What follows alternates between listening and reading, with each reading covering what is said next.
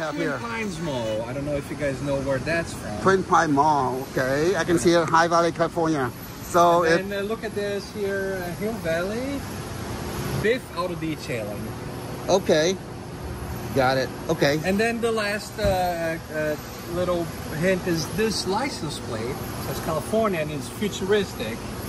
This is for like what the purpose for that sticker? This is these are all things from Back to the Future.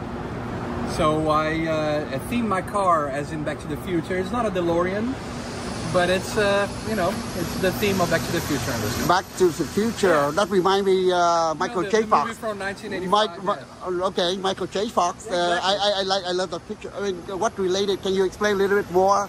Why is a Back to the Future? Well, when I got it, just happened when I got the car. It was a silver color, which is the color of a DeLorean, which is in the movie. Got it. And a friend of mine gave me a license plate that's out of time, yes, which was from the movie, which I had installed in the car. It's not right now, but I have it in the front because in Florida you don't need two license plates, it's just the back one. Got it. I had the prop plate in the front, and then I decorated the car in Back to the Future. Wow. And it's silver, so same color as DeLorean. Oh, okay, DeLorean, got it. Okay, yeah, you were prepared. I mean, you know, California is the law. We must have two plates. Yeah, but because it's a Florida car, it just needs to follow the law in Florida. Got it. Wow. Okay. Hello, yo. So let's see what else. So this car you drove from Orlando. How many? This is the standard or the plus. This is a VF8 Eco. The Eco, right? Eco you can trip. drive. I believe at the full chart is like 220 or 250. It says 264. 264. It has since fallen down to 263, which is not a big deal. But I would drive around 180 to 200 and not drain all the way down and then charge. And sometimes much shorter stops. Got it. Depending on, okay, we're about to, we need lunch. Okay. So let's stop in 30 minutes and just add a little bit more. So there wasn't a fast rule. We drive 245 miles and stop. We took it easy. Oh, okay. The car charged in every station that we stopped at, unless the charger was broken. Yes, it worked perfectly. It took all the power that that the car is designed to take. Okay. And yes. it charged very nicely. Our stops were about 30 to 45 minutes, depending on 30 to 45 minutes. For every, I mean, what you mean 30 to 45 minutes, you know, you take a break or you want to... No, 30 to 45 minutes was the amount of time I would stop. Yeah. But I would stop anywhere between an hour and a half and 2.5 hours. Okay. So take a short break. Yeah. So with that, you, I mean, everything is the way it should be. Like I know you cross country. Yeah. There are a lot of high desert, pretty hot.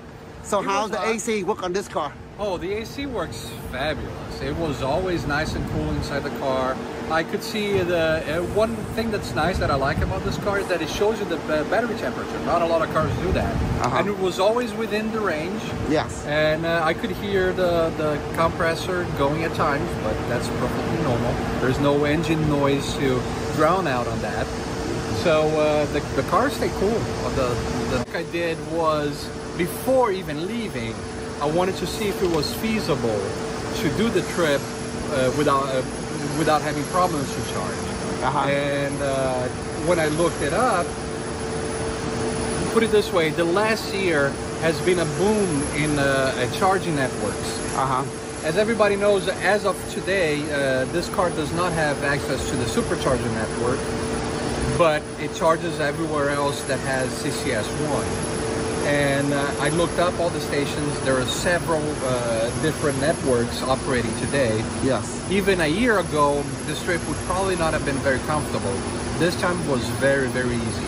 So my MO is to, whenever I stop, I calculate a charging stop to go to.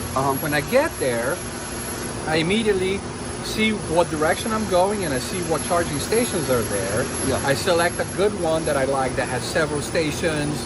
I use Plug Share. So Plug Share will tell me if it's reliable, if the stations are broken or not. Sure. So with that working, I select the station. Yes. And put it in my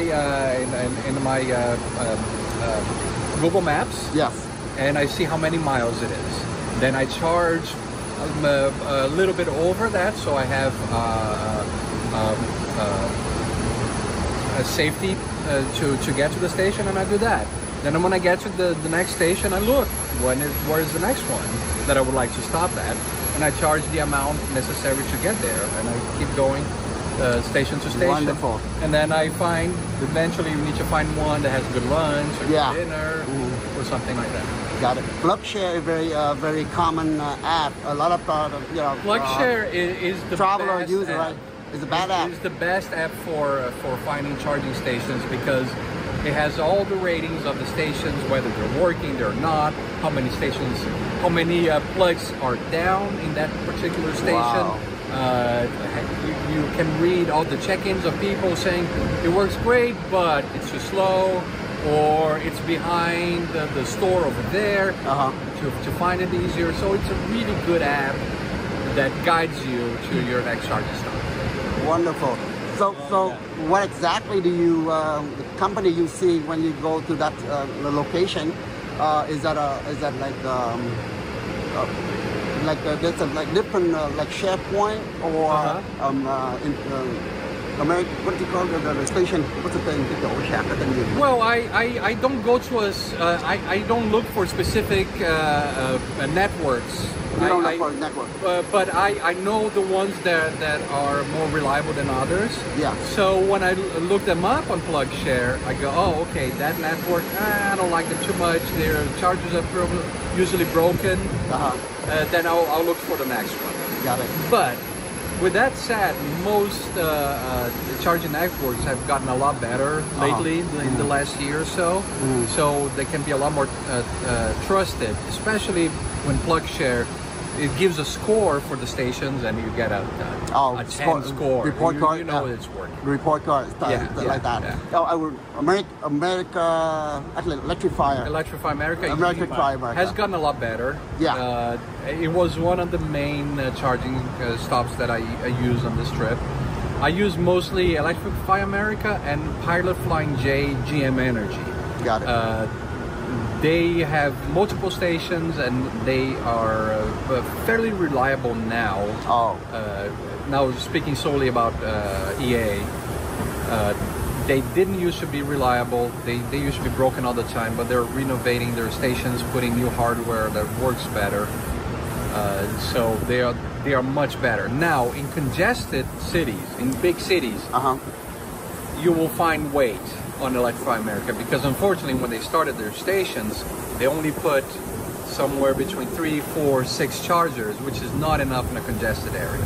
So here in the LA area, they're usually always full, you have to wait, this is not great. Now it's 2025, all new charging stations, especially in congested areas, should be 10 stalls or more. Yeah. Because otherwise they'll be waiting. Okay, we might have a last question before we go to that's okay. And then my friend here. Sure. Let's see. So what the most difficult do you realize that when you do the cross country with EV, what the most difficult for the driver cross country like you, so they be aware? What is more difficult in a cross country trip on an EV? Yeah. Nothing. It's great. I know there is this conception that you're doing cross country, you need to drive 12 hours a day and you can only stop once for 5 minutes to fill your car and you gotta keep going. When you arrive, you're so exhausted from that much driving without a break. Wow. With EVs, you do spend longer, but you do take breaks. And then with that, you're not exhausted when you arrive. Wonderful. So in my opinion, it's a much better way, if you have the time, it's a much better way to do a cross-country trip. If you're in a hurry, then the story is different.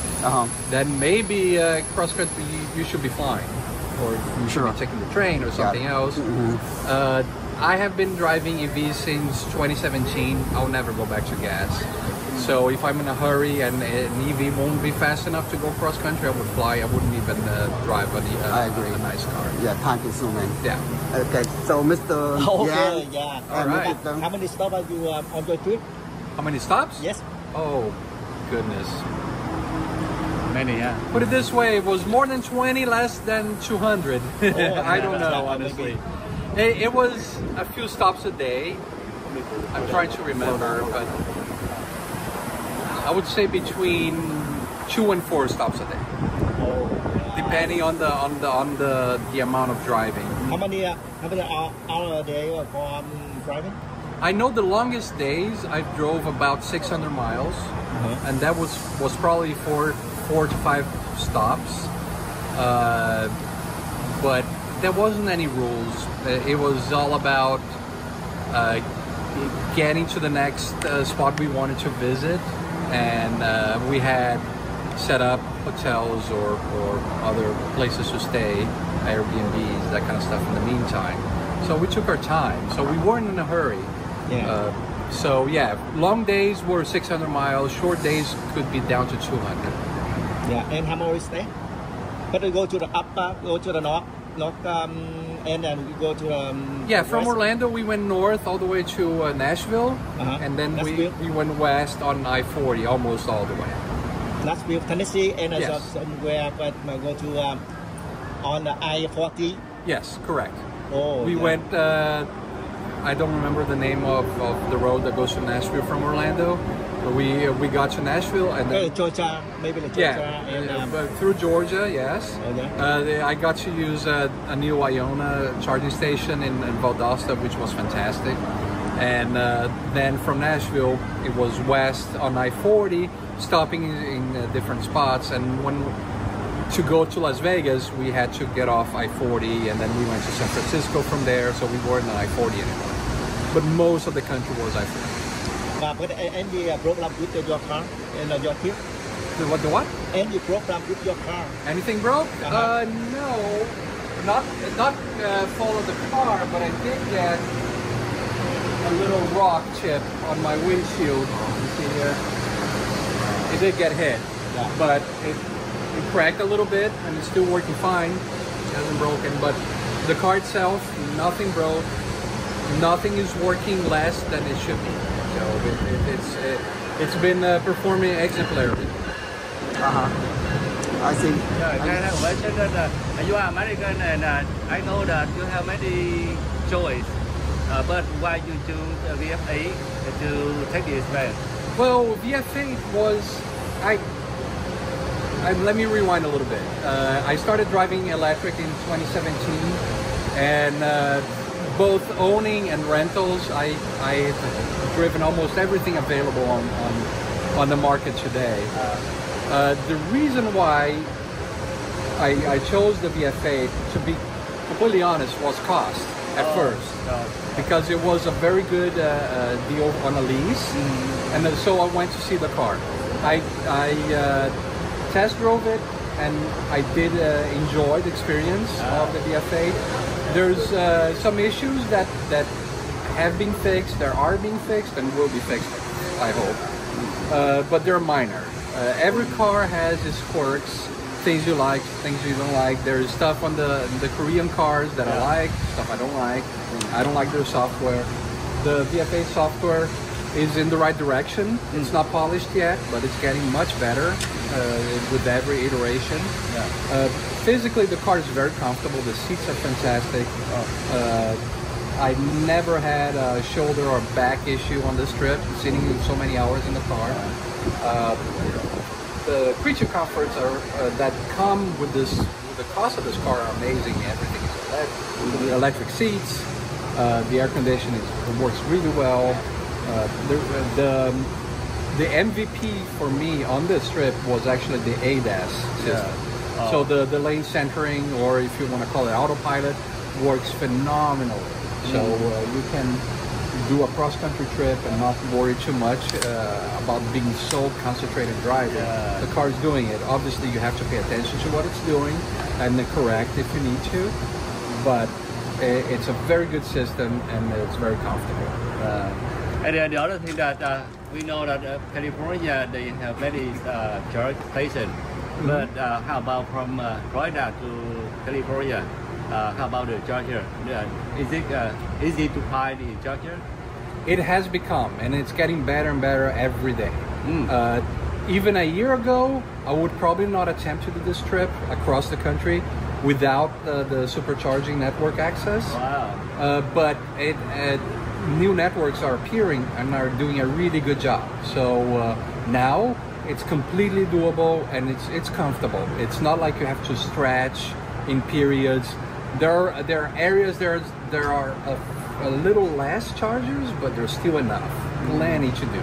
Obviously, I'm here. I made it. I didn't run out of charge anywhere. I didn't get this car on a flatbed at any time.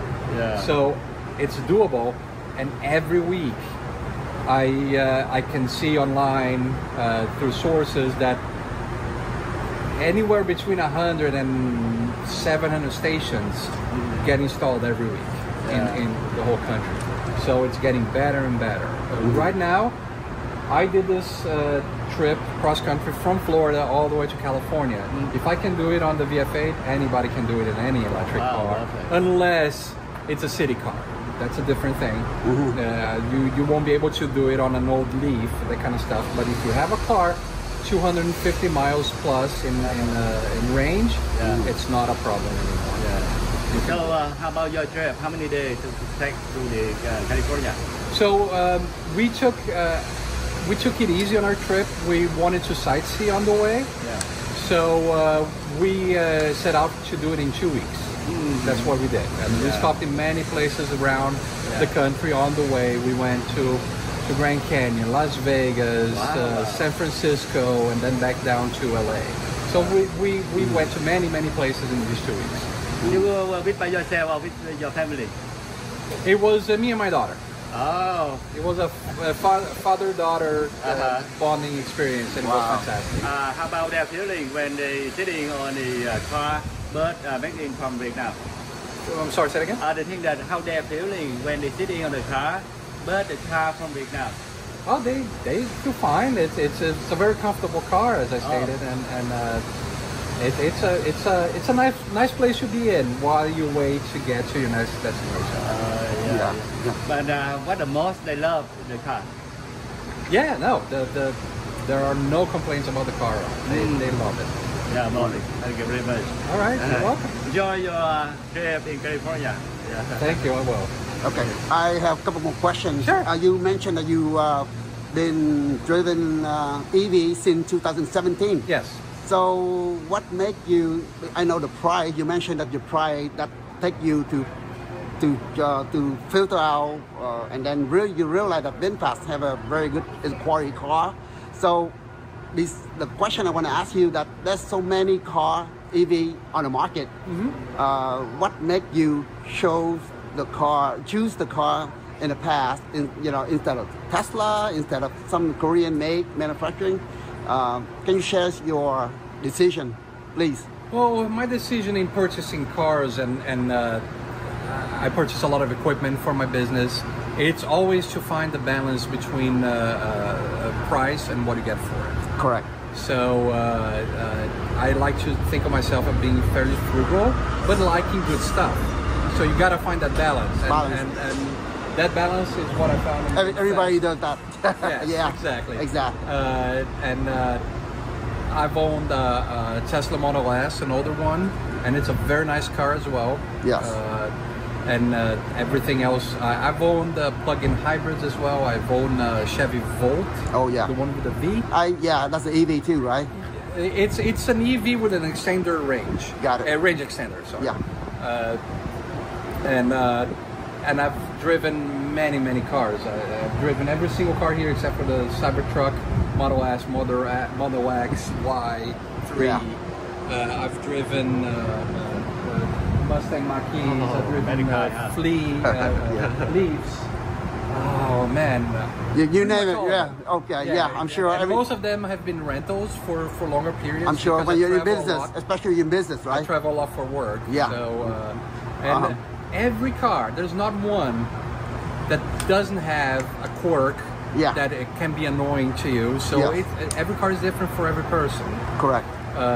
So it's a matter of choosing the ones that have the least quirks that annoy you. Plus, it's a decent price and gives you the joy of driving. Correct. Question I have is that I'm sure that when you look at a car, a lot of people nowadays believe in media. You know, I believe that Vinfast, there's several media in the past say bad thing about. I'm sure everybody you've seen that, right? So what do you think from your perspective? Can you share? Yes, I have seen all the older videos of the 23 model that came before. This is a 24, and I've seen all the negative reviews. And while some of the things they said are worthy of exploring, some of the things were just exaggerated. And in this day and age of clickbait, you have to put everything with a grain of salt on both ends. The cars that get driven by journalists and they just rave and rant about it. It's the best car ever. I don't believe that fully. I don't believe, oh, this car is the worst thing that has ever been on the road. You have to try it for yourself. Exactly. I did a lot of research on it, and I did drive it, knowing the shortcomings that were shown in these videos. I agreed with some, but I didn't agree with most of them. Some, but not most of them. And yes, and a lot of it is taste. You know, a lot of journalists complain that especially from the 24 year, that the suspension is too soft. I like it. I like the softness of it. I enjoy less like a Tesla Model 3 that's too hard. I want to feel the road. I don't want to feel the road. Okay. But to each his own. That's why there's so many choices. You find the one you like the best. Are there small things that can be fixed in this car? Absolutely. I have a little list going of things I would like VinFast to fix. Yes. But they're not a deal breaker. Not major. No. It's a very minor cosmetic. Nothing major. So wonderful. Because of that, and no car is perfect, and with the cost benefit of this car, it's the perfect choice for me. Lastly, my last question to you, Dan, that what do you a lot of people, American, still skeptical about the car, and then a lot of people talk bad about the car. What do you, if you want to talk, talk to that person? What are you trying to? Can you give your? Well, the only thing I can say, if you're skeptical about the car, open your mind and try it out. Open your mind, try it out. Try it. Try to forget all the man, what's the word? All the exaggerated hyperbole language that gets used sometimes. Yes. And see the car for what it is. You know, can it compete with a $160,000 Cadillac in comfort? No, it can't. Can it compete with a Model 3? Absolutely. It's much more comfortable than a Model 3, in my opinion. So take all the hyperbole aside. Try the car and see for yourself. Wonderful. Thank you. You have a question? What did the people say? Something with when they saw your car? Yeah, I've had a lot of comments. They're mainly, "What the heck is this?" You know. And then you explain it's a Vietnamese car designed by Pininfarina in Italy, built in Vietnam, and exported here. VinFast wants to open a factory in the U.S. and start making them here. That's the car, and people are usually pleasantly surprised. They think it's a good-looking car, and they want to ask more questions about it. Wonderful. Would you recommend something about VF8 to a more American order? Oh, I have recommended this car. I've probably sold at least 3 of them. Oh, yeah. I've had people ask me, and I gave them the information of the dealership where I got this, and I know at least 3 cars were leased or purchased from my recommendation. For your friends, Wonderful. for your family or anything? One was a friend, and the other 2 were people that I didn't know. Thanks again for your, thank your you so input. much. You're welcome. Thanks for your input, sharing the good thing that because I'm a Vietnamese American, so I really proud of this Yeah, product. absolutely. American people driving daily on the road here in America. Yeah, it's a good car. It deserves a second look. Got it. Thanks again, friend. You're welcome. Thank you. Appreciate it.